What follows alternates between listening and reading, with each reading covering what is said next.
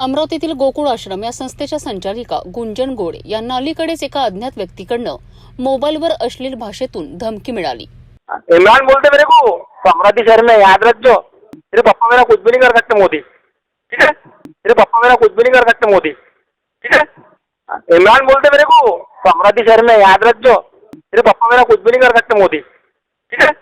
Call करणारा व्यक्ती तेरे पप्पा मोदी अशा अपमानजनक भाषेत बोलून पंतप्रधान नरेंद्र मोदी यांचा अवमान करत होता, असं गुंजन गोडेंनी सांगितलंय। गुंजन गोडे यांनी तत्काळ गाडगेनगर पोलीस ठाण्यात धाव घेतली आणि तक्रार दाखल केली। मात्र तक्रार दाखल होऊनही पोलीस आरोपींविरुद्ध कोणतीही ठोस कारवाई करत नसल्याचा गंभीर आरोप त्यांनी केलाय। दुपारी 12:30 वाजता मला इम्रान नावाच्या व्यक्तीचा फोन आला। इम्रान सोबत बबिता भजे नावाची बुटीपोरीची एक बाई आहे। तिने 1 महिन्याआधी तिचा 16 वर्षाचा मुलगा ज्याचं वजन 14 किलो आहे, HIV एड्सच्या लास्ट स्टेजला ते पोरगा आहे, ते माझ्याकडे तिनं आणून दिलं।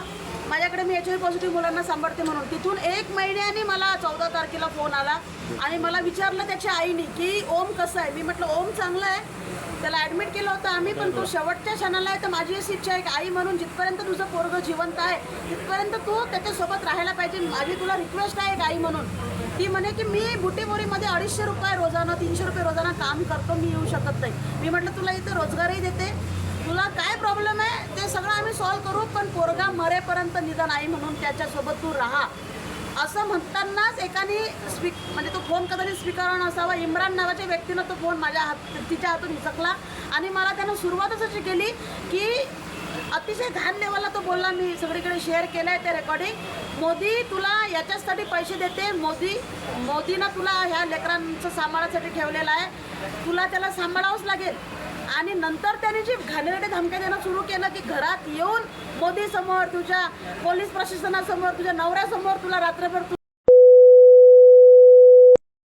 कोणीच माझं कोणी काही करू शकत नाही। तू मोदी की बेटी है, तेरा बाप अगर मोदी है तो मेरा बाप ओवैसी उधर हैदराबाद में बैठा है, हम लोगों का पैसा लेके तुम लोगों को मोदी देता है। हे सगळ्या रेकॉर्डिंग्स मी 14 तारखेला व्हायरल केल्या आहे। 14 तारखेला रात्री मी इथे माझा रिपोर्ट घेतला गेला नाही, त्यांनी NCA केला। नंतर 5 दिवस लागले FIR करायला। माझ्याकडे त्याचा नंबर आहे, त्याचं लोकेशन यांना बुटीबोरी भेटलं, तरी अजून आजचा 6वा दिवस निघाला, अजून पकडलं नाही। त्यांनी जमील कॉलनी अफजल चौधरी हे नाव घेतलंय 10 वेळा।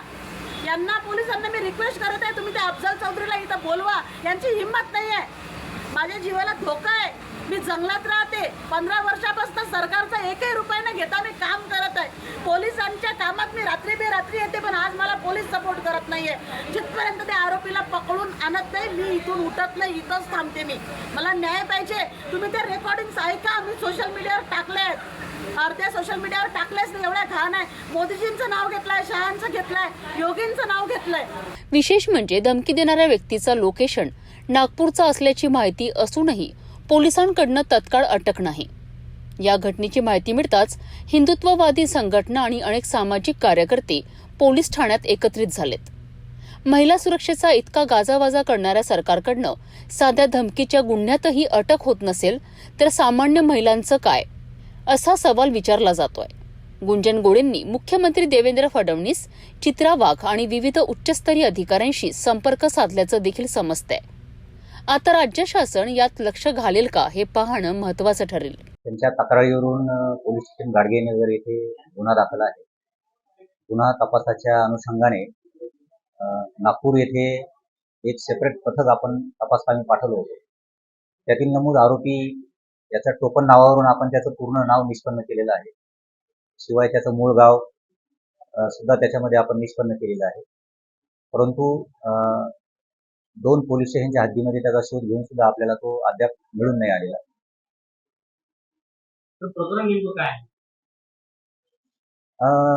तक्रारदार महिला यांचा एक आश्रम आहे, तिथे एक मुलगा राहतो।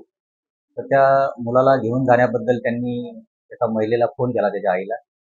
त्यानंतर आई सोबत बोलणं झाल्यानंतर एक पुरुष त्यांच्यासोबत बोललेला आहे, जो की इम्रान असं नाव सांगत आहे। त्यांच्या फोनवरून अश्लील शिवीगाळ वगैरे त्यांना झालेली आहे आणि धमकी दिलेली आहे।